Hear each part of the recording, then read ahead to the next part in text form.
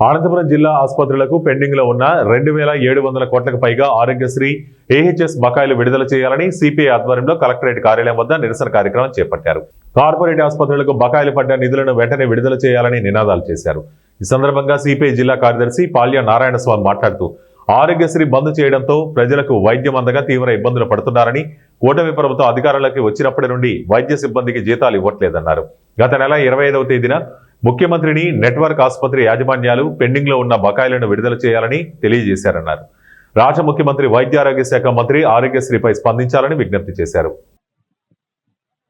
అందరూ కూడా ముక్కుమడిగా మేము ఆరోగ్యశ్రీ సేవల్ని కొనసాగించము.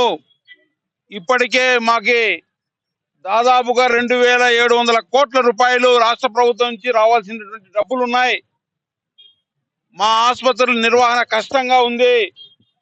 ఆసుపత్రులకి బాడుగలు చెల్లించలేని పరిస్థితిలో ఉన్నాం. వైద్య సిబ్బందికి జీతాలు ఇవ్వలేని పరిస్థితిలో ఉన్నాం. ఇప్పటికే పలు దఫాలుగా రాష్ట్ర ముఖ్యమంత్రిని, మంత్రులను కలిసి విజ్ఞప్తి చేశాం. గత నెల 25వ తేదీన రాష్ట్రం అంటే ముఖ్యమంత్రి గారిని స్వయాన కలిసి మా అసోసియేషన్ ఆధ్వర్యంలో మా ఇబ్బందుల్ని, సాధక బాధకాలను వివరించాం.